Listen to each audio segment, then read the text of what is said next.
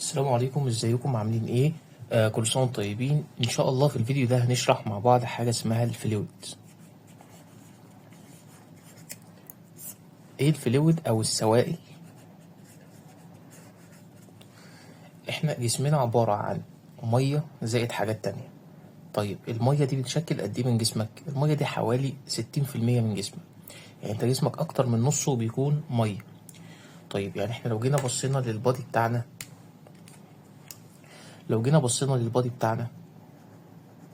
البادي بتاعنا عبارة عن حاجتين. النسبة الأكتر منه بتكون ووتر اللي هو الفلويد بتاعنا، بيكون حوالي 60% من جسمك مية، زائد 40% حاجات تانية. بقية الحاجات اللي بتكون جسمك البروتينز والنيوترانس والمينرالز، حاجات كتير بقى بتكون بقية جسمك. بس انت اللي عايزك تعرفه ان انت جسمك معظمه بيكون مية. دي الفلويد بتاعتك. طيب بيسموها حاجة اسمها ايه؟ بيقولك بيسموها التوتال بودي ووتر، يعني المية الكلية اللي في الجسم بتكون حوالي 60%. ال60% من الووتر دول، يعني 60% من جسمك مية، بيكونوا متوزعين في الجسم ازاي؟ بيكونوا متوزعين على حاجتين اتنين ملهمش تالت.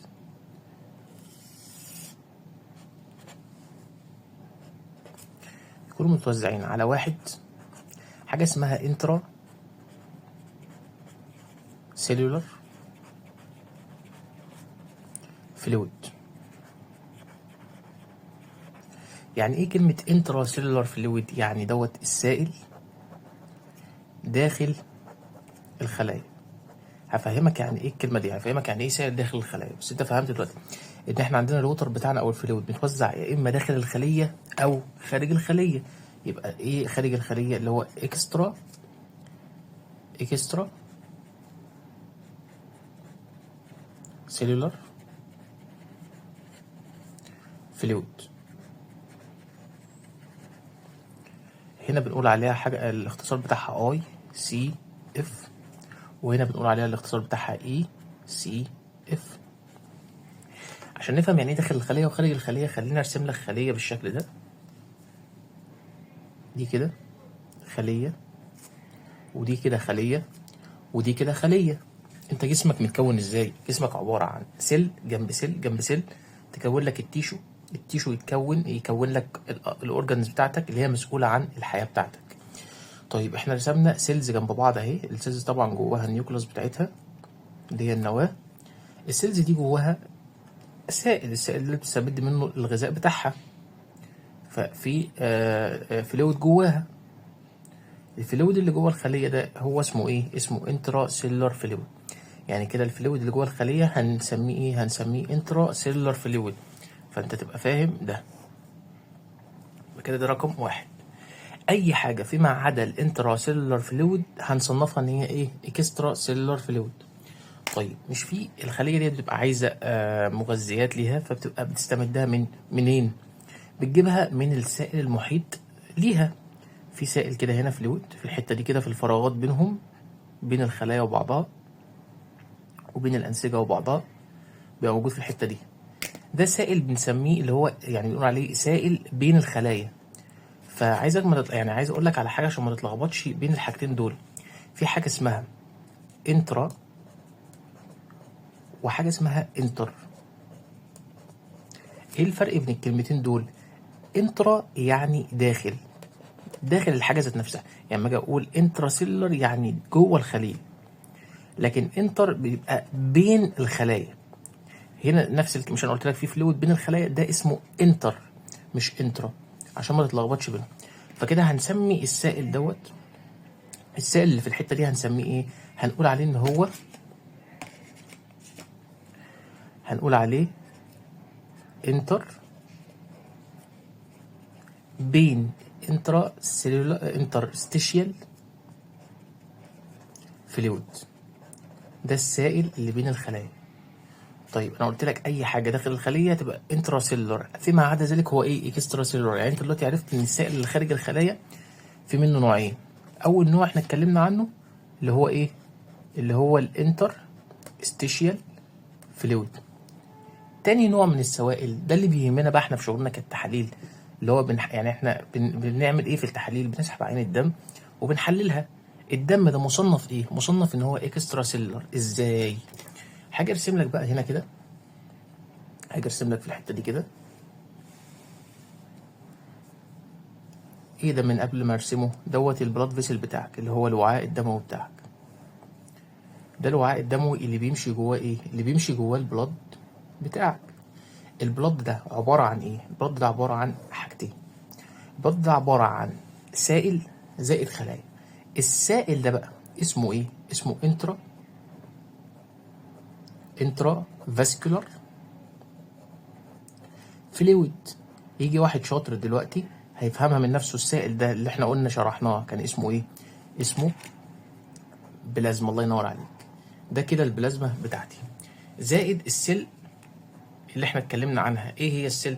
اللي هي خلايا الدم البيضاء، الوايت بلاد سيلز، والريد بلاد كورباسل، كرات الدم الحمراء، والبليتلت الصفائح الدمويه بتاعتك.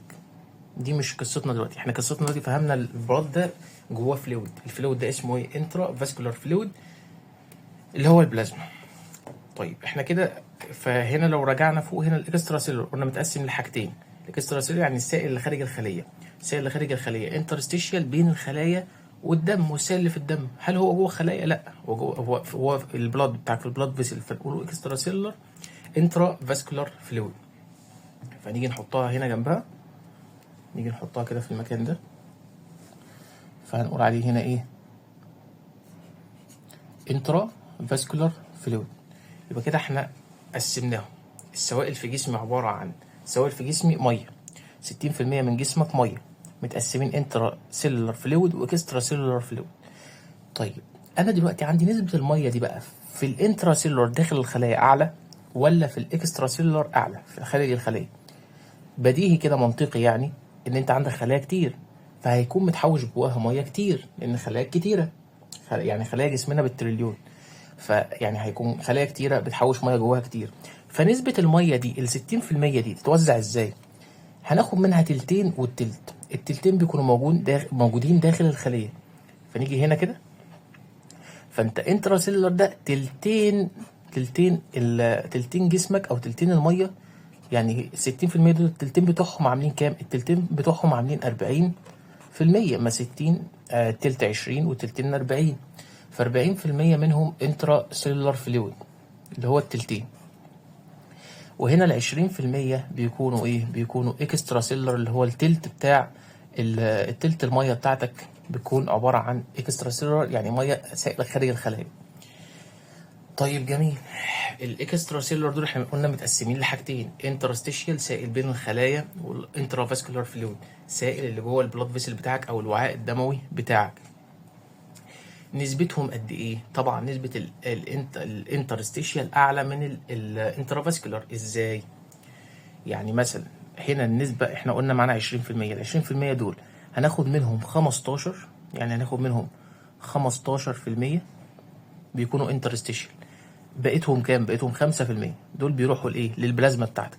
يعني دول كده مع بعض، دول كده عاملين البلازما بتاعتي. ما الانترافاسكولار فلويد هو مين؟ هو البلازما بتاعتي.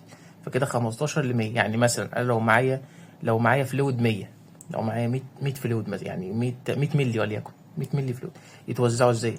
25 منهم في الانترافاسكولار في الدم، و75 منهم فين؟ في الانترستيشيال فلويد.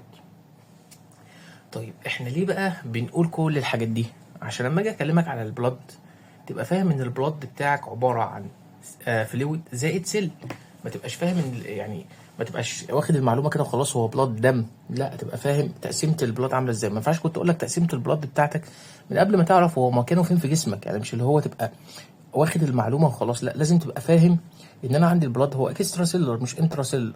لازم تبقى عارف الفرق بين المقارنات بتاعتهم، تبقى عارف النسبه بتاعت كل حاجه، عشان لما اجي اكلمك بعد كده على البلاد تبقى فاهم ان البلاد ده عباره عن ايه؟ عباره عن بلازما زائد خلايا. والبلازما اللي فيه هي عباره عن 5% من جسمك، يعني 5% من ميه جسمك، او 5% من جسمك هو عباره عن ايه؟ هو عباره عن ميه موجوده فين؟ في البلاد بتاعك. ان شاء الله في الفيديو الجاي هنتكلم بقى، هنخش بقى هنتعمق شويه بقى، هنتكلم على البلاد عشان ده هو اساس التحاليل. يعني احنا بنسحب عينه وبنحللها، فهنتعمق ان شاء الله في البلاد. بس انا كان لازم افهمك التقسيمه دي الاول عشان ما تبقاش متلخبط، عشان لما نيجي نشرح بقى البلد ونشتغل في التحاليل ونفهم التحاليل كويس ما نتلخبطش بينهم. في حاجه برضو عايز اقول لك عليها، خليها في دماغك. يعني ايه خليها في دماغك؟ في الذاكره كده اللي بعدين. في حاجه اسمها، في يعني معانا، عايز الاقي لكم مكان فاضي بس.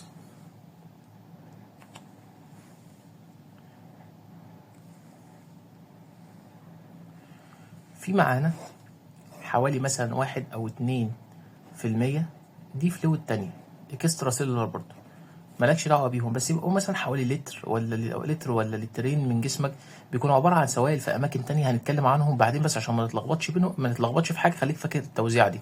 قلت لك اي حاجه داخل الخليه هيسموها انترا سيلولار، فيما عدا ذلك هو اكسترا سيلولار. وفهمنا التقسيمه بتاعتهم. في شويه سوائل كده ما اتكلمناش عنهم، نسبتهم قليله قوي، هنتكلم عنهم بعدين في التحاليل، بعد كده لما نيجي نشرح بقى ونتعمق في التحاليل. بس تبقى فاهم المعلومات في دماغك. ان شاء الله اشوفكم في فيديو جاي باذن الله، ونتكلم بقى عن البلاد، ونتكلم على التحاليل بتاعتنا ان شاء الله، وتستفيدوا بقدر الامكان باذن الله. والسلام عليكم ورحمه الله وبركاته.